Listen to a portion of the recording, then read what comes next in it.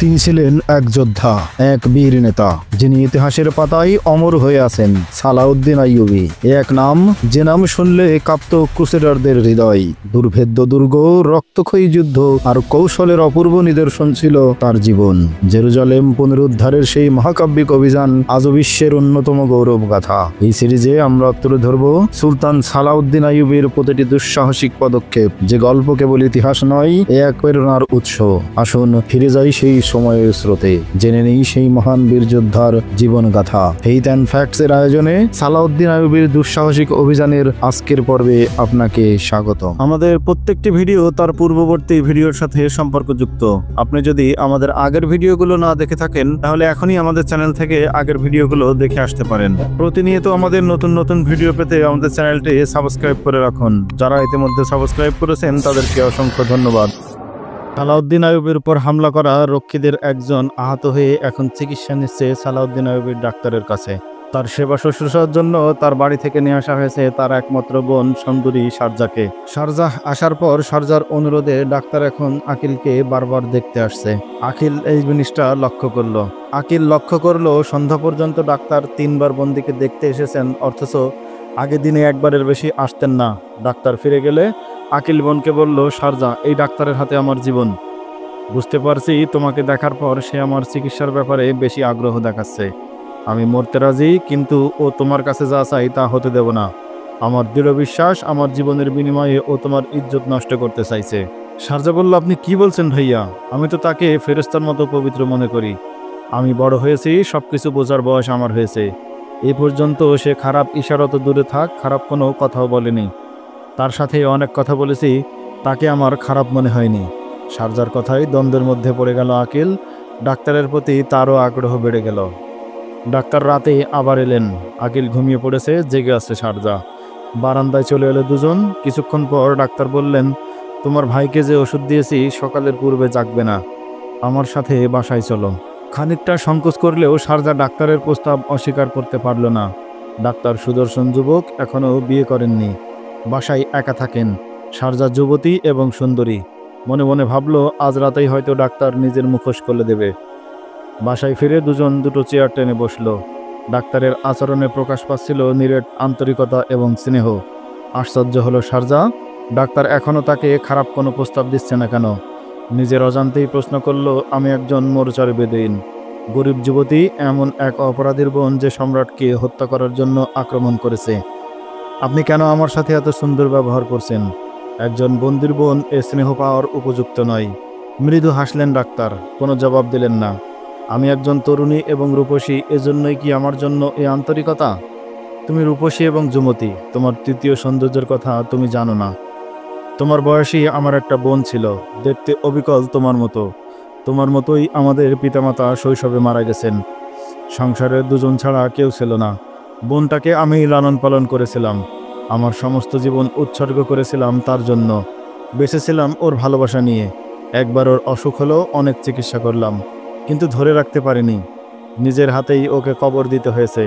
আমি হয়ে গেলাম নিঃসঙ্গ, একা।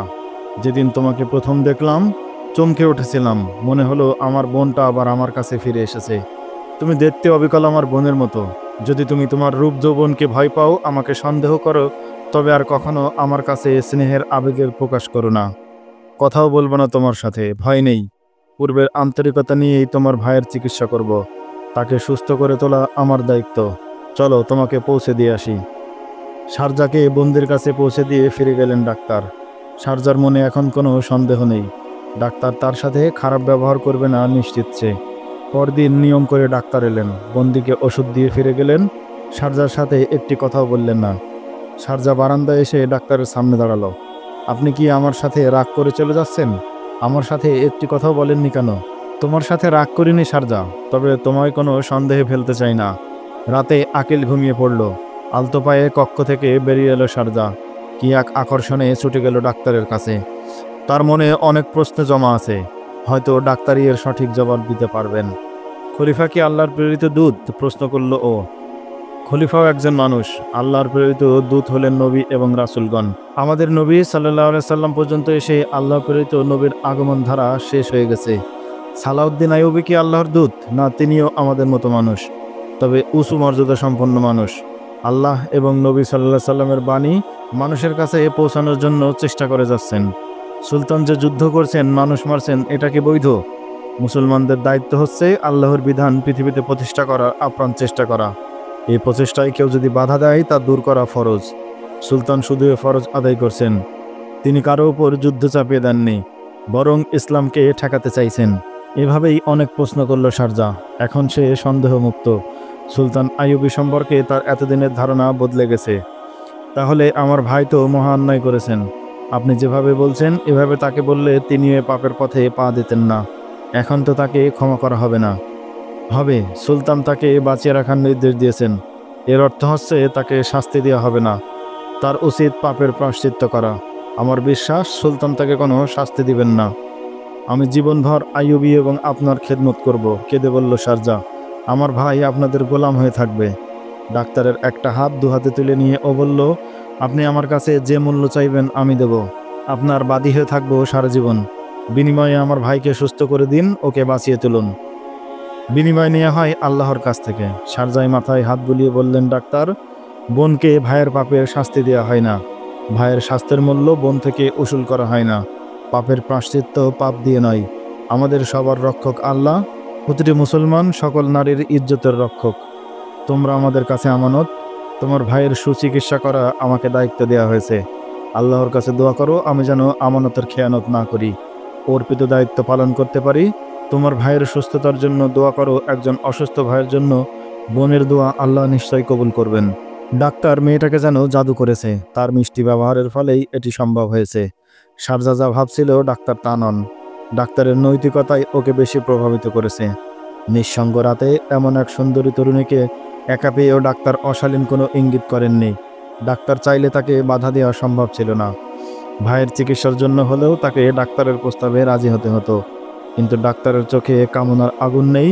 স্নেহ ভালোবাসার এক অব্যক্ত অনুভূতি তার চেহারায় আলো হয়ে জ্বলছে। মোহিত হলো শারজা। কখন যে মাঝরাত পেরিয়ে গেল টের পেল না। ও হারিয়ে গেল ভাবনার অতলে। সম্বিত ফিরল ডাক্তারের ডাকে। চলো তোমাকে পৌঁছে দিয়ে আসি, তোমার ভাইকেও দেখে আসব।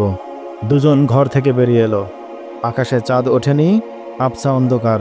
ওরা হাঁটছে ধীরে ধীরে। ওরা দুবাড়ির মাঝ দিয়ে এগিয়ে চলছে। সামনের ছোট্ট গলিপথ পেরোলেই আকিলকে যেখানে রাখা হয়েছে সেই বাড়ি। বাড়িটাতে সবসময় সশস্ত্র সেন্টির পহরা থাকে। দুজনের কারো মুখে কোনো কথা নেই। হাঁটছে নিঃশব্দে।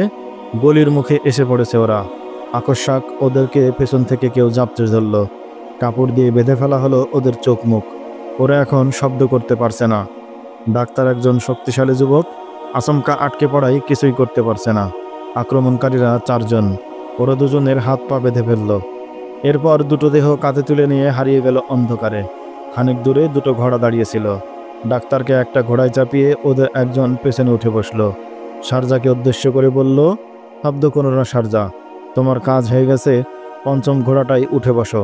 শারজার মুখ থেকে কাপড় সরিয়ে হাত পায়ের বাঁধন ওরা খুলে দিল। ওকে ছেড়ে দাও, আক্রমণকারীদের বলল শারজা। ওর কোনো দোষ নেই, ও খুব ভালো মানুষ। ওকে আমাদের প্রয়োজন, বলল ওদের একজন।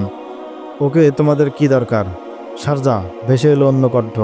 চুপচাপ ঘোড়ায় উঠে বসো। চকিতে ওদিকে ফিরে শারজা বলল, আপনি? উঠে বসো, সময় নষ্ট করো না। ও খুব ভালো সওয়ারি। কায়রো পেছনে ফেলে ঘোড়াগুলো এগিয়ে চলল মরুভূমির বালি মারিয়ে। প্রভাত সূর্য উঁকি মারছে আকাশে। এখন সেন্ট্রি পরিবর্তনের সময়। নতুন প্রহরী ডিউটিতে এসে দেখলো রাতের প্রহরী নেই। জানালা দিয়ে উঁকি দিল কক্ষের ভেতর। আহত বন্দি কম্বল মুড়ি দিয়ে শুয়ে আছে। গেটে গিয়ে দাঁড়ালো নতুন সেন্ট্রি। সে জানতো বন্দিকে দেখার জন্য সকালেই ডাক্তার আসবেন, তারপরে গোয়েন্দা প্রধান। বন্দির সাথে আছে তার বোন। তার অনুমতি ছাড়া ভেতরে যাওয়া নিষেধ। কিন্তু বোনকে কোথাও দেখা গেল না।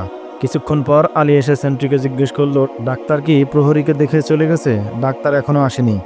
আমি এসে রাতের প্রহরীকে পাইনি, বন্দির বোনকেও কোথাও দেখছি না। আলী ভাবলেন বন্দির অবস্থা খারাপ বলে মেয়েটা হয়তো ডাক্তারের কাছে গিয়েছে। শুধু মিশর নয়, মুসলিম বিশ্বের জন্য বন্দি অত্যন্ত মূল্যবান।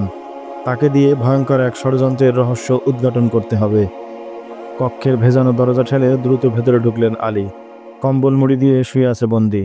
এক ঝটকায় বন্দির মুখের কম্বল সরিয়ে 2 কদম পিছিয়ে এলেন। যেন মানুষ নয়, কম্বলের নিচে শুয়ে আছে এক বিষধর সাপ। সেন্ট্রিকে ডাকলেন আলী। দৌড়ে ভেতরে ঢুকলো প্রহরী। ওকে চিনতে পারছো? রাতের সেন্ট্রি নয় তো? আতঙ্কে বিবর্ণ হয়ে গেল সেন্ট্রির চেহারা। ভয়ার্ত কণ্ঠে বলল, রাতে ওই ডিউটি করেছে। ও এখানে ঘুমিয়ে আছে কেন? বন্দি কোথায়? ও ঘুমায়নি, মারা গেছে। কম্বল তুলে একদিকে ফেলে দিলেন আলী। বিছানা রক্তে লাল হয়ে গেছে। প্রহরীর বুকের মাঝ বরাবর খঞ্জরের দুটো আঘাত। বারান্দা ও বাইরের অবস্থা গভীর মনোযোগ দিয়ে দেখলেন আলী। এক ফোঁটা রক্তও নেই কোথাও। তার অর্থ সেন্ট্রিকে জীবিত কক্ষে ঢোকানো হয়েছিল, খঞ্জর মারা হয়েছে বিছানায় শুইয়ে। চেপে ধরার কারণে দাপাদাপি করতে পারেনি, তা নয়তো এদিক ওদিক রক্তের ছিটেফোঁটা দেখা যেত। মৃত্যুর পর ওর গায়ের উপর কম্বল চাপিয়ে বন্দিকে তুলে নেওয়া হয়েছে। এই অপহরণে বোনটা সাহায্য করেছে। রূপের লোভ দেখিয়ে হয়তো সেন্ট্রিকে ভেতরে নিয়ে এসেছিল। মেয়েটার সঙ্গীরা ওকে হত্যা করে ভাই বোন দুজনকে নিয়ে পালিয়ে গেছে। মন্দির গ্রাম থেকে আসা 4 জন লোককে দেখা করার অনুমতি দিয়ে ভুল করেছেন বলে আফসোস হলো আলীর। নইলে ওরা এখানকার অবস্থা, পাহারা ইত্যাদি সম্পর্কে জানতে পারত না। মেয়েটাকে তার সাথে থাকার অনুমতি দেওয়াও ঠিক হয়নি। ও আসলেই বন্দির বোন ছিল কিনা কে জানে। এখন মনে হচ্ছে মেয়েটাও ওদের দলেরই সদস্য। নিজের উপর ক্রোধ হচ্ছিল আলীর। অনুতাপ করছিলেন ভুলের জন্য। দক্ষ একজন গোয়েন্দা হিসেবে আলীকে ধোঁকা দেওয়া সহজ নয়, অথচ এরা তাকে বোকা বানিয়ে গেল। এক প্রশ্নের জবাবে সেন্ট্রি বলল, আগের রাতে আমার ডিউটি পড়েছিল। দেখেছি মেয়েটা ডাক্তারের বাড়ি গিয়ে অনেক রাতে ফিরে এসেছে। আলীর মনে সন্দেহ জাগলো, মেয়েটা রূপ যৌবন দিয়ে ডাক্তারকে হয়তো হাত করে নিয়েছে। সেন্ট্রিকে বললেন, ডাক্তারকে ডেকে নিয়ে এসো, দ্রুত যাবে। দ্রুত চলে গেল সেন্ট্রি। আলী বাইরে পায়ের চিহ্ন পরীক্ষা করতে লাগলেন। বন্দি আহত, নিশ্চয়ই একা পালাননি। অস্পষ্ট পায়ের ছাপ থেকে আলী কোনো সিদ্ধান্তে পৌঁছতে পারলেন না। বন্দির গ্রামে কমান্ডো অভিযান চালানো যায়, কিন্তু কায়রো থেকে সে গ্রাম অনেক দূরে। কি করণীয় কোনো কুল কেড়ে না পেরেন না আলী। ফিরে এলো প্রহরী, বলল ডাক্তার বাসায় নেই। তার চাকর বাকর বলছে কিছুদিন থেকে একটা মেয়ে ডাক্তারের কাছে আসতো, অনেক রাত পর্যন্ত কথা বলতো। গত রাতেও মেয়েটা এসেছিল। অনেক রাতে দুইজনই বাসা থেকে বেরিয়েছে, আর ফিরে আসেনি। আলীর দৃঢ় বিশ্বাস জন্মালো, ডাক্তারও বন্দিকে পালাতে সাহায্য করছে। মেয়েটার রূপই হয়তো এর জন্য দায়ী। গোয়েন্দা সংস্থার সদস্যদের ডাকলেন আলী। বন্দির পালিয়ে যাওয়ার কথা বললেন ওদের। গোয়েন্দা কর্মকর্তারা চারিদিকে ছড়িয়ে পড়ল। এক স্থানে পাওয়া গেল অনেকগুলো ঘোড়ার পদচিহ্ন। আশপাশের লোকজন বলল, গতরাতে অনেকগুলো ঘোড়ার পদশব্দ শোনা গেছে। ঘোড়ার পদচিহ্ন অনুসরণ করে শহরের শেষ সীমানা পর্যন্ত গেল গোয়েন্দা দল। সামনে যাওয়া অনর্থক। রাতে ঘোড়ার পদচিহ্ন এখন অনেকটা মুছে গেছে, তবে ওরা কোন দিকে গেছে বোঝা যাচ্ছে। সংবাদটা মিশরের ভারপ্রাপ্ত গভর্নরের কানে তোলা দরকার। আলী ভাবলেন, বন্দির দেওয়া তথ্য নিশ্চয়ই ভুয়া। পালানোর পথ করার জন্য বন্দি নিশ্চয়ই অভিনয় করেছে। শুধু তাকে নয়, সুলতানকেও লোকটা বোকা বানিয়ে গেল। দুপুরের দিকে সংবাদ দেওয়ার জন্য বেরিয়ে গেলেন আলী। কায়রো থেকে অনেক দূরে 6টি ঘোড়া তীব্র গতিতে ছুটে চলছে। একটার পিঠে আকিল, অন্যটায় ডাক্তার। ডাক্তারের হাত পা বাঁধা, আড়াআড়িভাবে উপর করে তাকে শোয়ানো হয়েছে। একদিকে মাথা এবং অন্যদিকে পা ঝুলছে। নিঃসাড় পড়ে আছেন তিনি, চোখ বাঁধা বলে কিছুই দেখতে পাচ্ছেন না। ঘোড়া যখন মোড় ঘুরছে, উঁচু নিচু টিলা অতিক্রম করছে, তখনই অনুভব করছেন শুধু ডাক্তারের সাথে রয়েছে অপহরণকারীদের একজন। ঘোড়ের শব্দ মনে হচ্ছে পেছনে আরও ঘোড়া আসছে। একই গতিতে ঘোড়া ছুটেছে রাতভর। পথে কোথাও বিশ্রাম নেয়নি অপহরণকারীরা। আকাশে উঠে এসেছে মরসূর্য, কিন্তু থামার কোনো লক্ষণ নেই। রোদের তেজ বাড়ছে, সূর্য এলো মাথার উপর। পেছন থেকে ভেসে এলো কানফাটা চিৎকার। কেউ পড়ে গেছে ঘোড়ার পিঠ থেকে। তার ঘোড়াটিও থামলো, পেছনে গেল খানিক। কেউ একজন বলল, তুলে ছায়ায় নিয়ে চলো। অজ্ঞান হয়ে গেছে। হাই হাই, রক্তক্ষরণ হচ্ছে। ডাক্তারের হাত পায়ের বাঁধন খুলে দাও। মেয়েলি কণ্ঠ, রক্তক্ষরণ বন্ধ না হলে আমার ভাই মরে যাবে। রাতভর তীব্র গতিতে ঘোড়া ছুটেছে। ঝাঁকুনিতে ফেটে গেছে আকিলের ক্ষতর সেলাই। লোকটি দাঁত কামড়ে ব্যথা সহ্য করেছে, কিন্তু শেষ পর্যন্ত অত্যধিক রক্তক্ষরণে অজ্ঞান হয়ে পড়ে গেছে ঘোড়া থেকে। একটা গাছের ছায়ায় চলে এলো ওরা। পানি দেওয়া হলো আকিলের মুখে।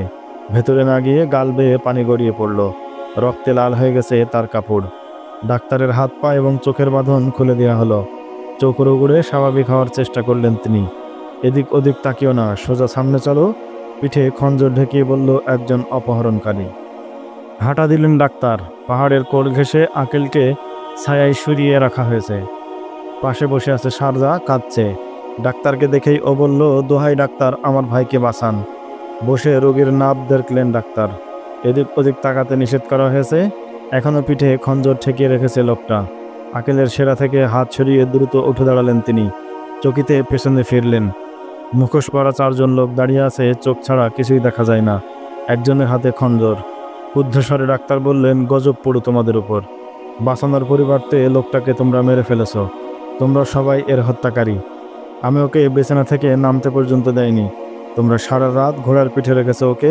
ক্ষতস্থান ফেটে দেহের সব রক্ত ঝরেও মরে গেছে। লাশের উপর ঝাঁপিয়ে পড়ল শারজা। অনেক কাঁদল মেয়েটা। ওকে সরিয়ে লাশ ঘোড়ার পিঠে চাপানো হলো। পাহাড়ের ঢাল থেকে সরে এলেও পথে নামলো কাফেলা। ডাক্তারের চোখ এবং হাত পা বেঁধে দেওয়া হলো।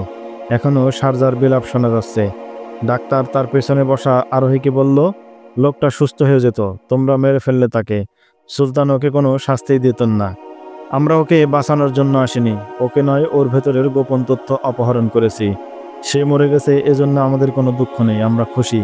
কারণ তোমরা এবং তোমাদের সুলতান কোনো গোপন তথ্য জানতে পারলো না ওর কাছ থেকে। তোমরা আমাকে কোন অপরাধের শাস্তি দিচ্ছ? আমরা তোমার নবীদের মতো সম্মান করি। মরুর সামান্য বাতাসও তোমাকে স্পর্শ করবে না। পথে রোগীর কোনো সমস্যা হলে তুমি চিকিৎসা করবে, এজন্যই তোমায় এনেছি। তখন ভাবেনি তোমার কাছে ওষুধ বা যন্ত্রপাতি কিছুই নেই। কি দিয়ে চিকিৎসা করবে? মেয়েটাকে আনার প্রয়োজন ছিল। তোমাকে ছেড়ে ওকে নিয়ে এলে তোমাদের গোটা সেনাবাহিনী আমাদের ধাওয়া করত। আমাদের যাত্রা নিরাপদ করার জন্যই তোমাকে আনতে হয়েছে। তাছাড়া আমাদের একজন ভালো ডাক্তারও দরকার। এখন থেকে তুমি আমাদের সঙ্গে থাকবে। দেশের সাথে বিশ্বাসঘাতকতা করে এমন কোনো লোকের চিকিৎসা আমি করব না।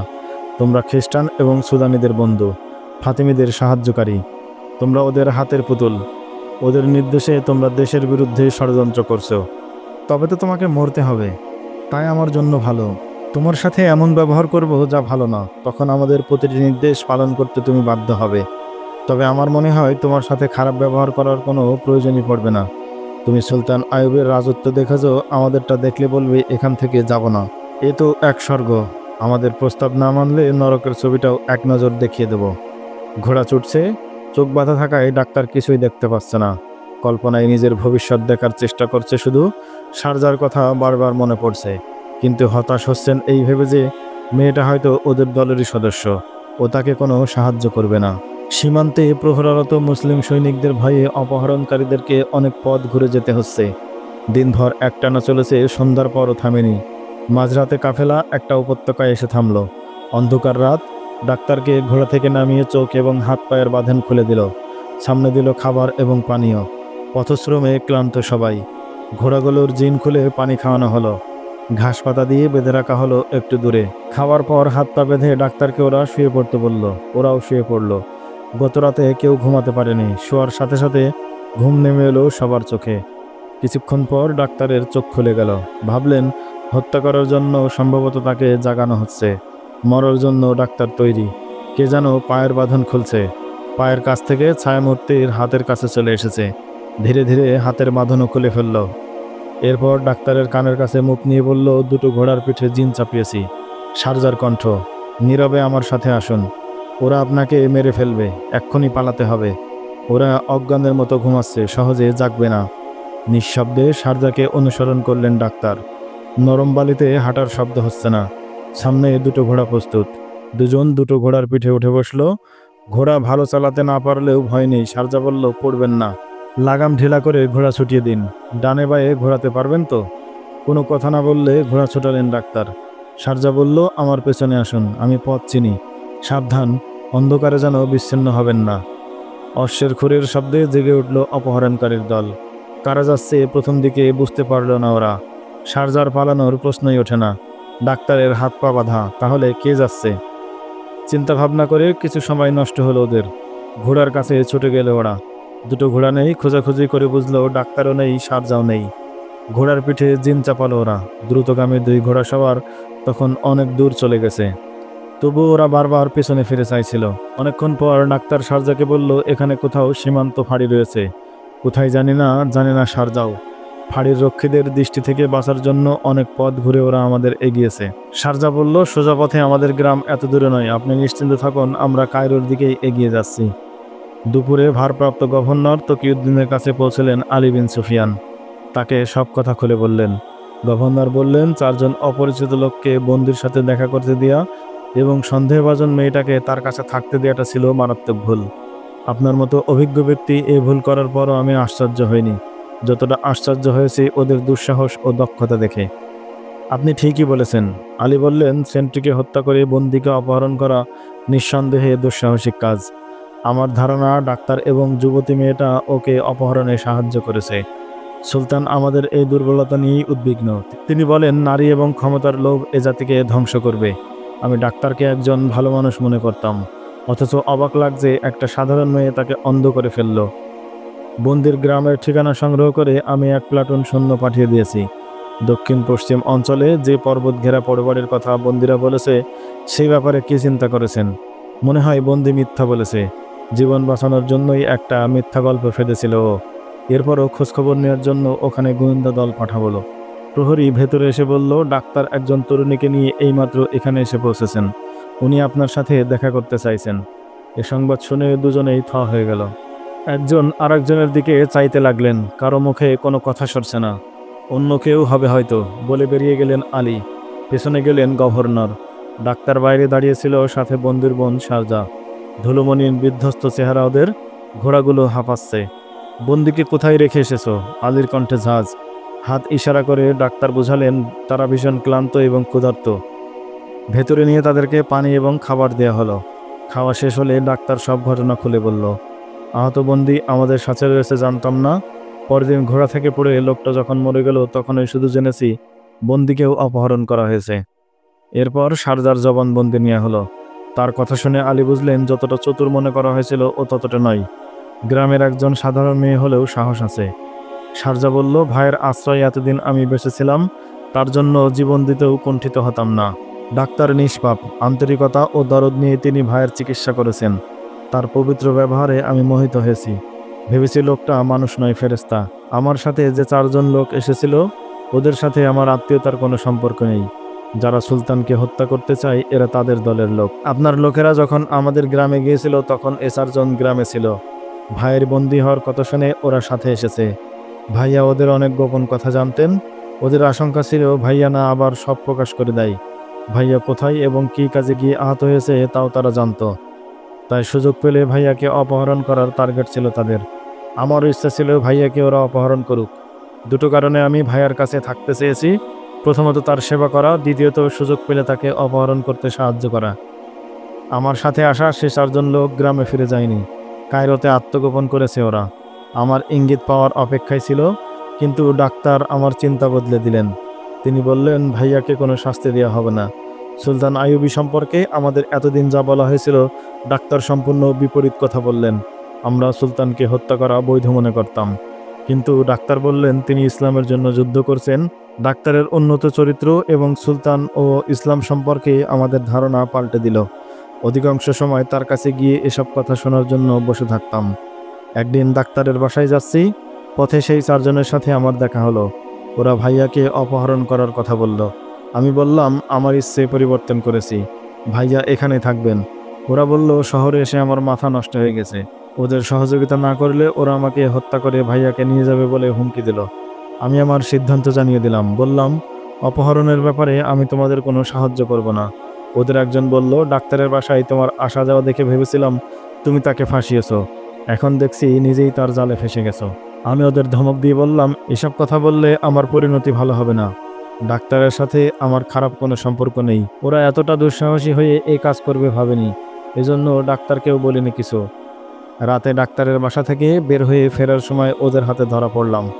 একটা ঘোড়ার পিঠে আমার ভাইয়াকেও দেখলাম। ভাইয়া মুক্ত হয়েছেন দেখে খুশি হলাম। পালানোর জন্য প্রস্তুত হলাম। ডাক্তারকে অপহরণ করুক আমি চাইনি। আমার বাধা উপেক্ষা করে ওরা তার হাত পা বেঁধে ঘোড়ায় তুলে নিল। ভাইয়াকে কিভাবে অপহরণ করেছে জানতে চাইলাম।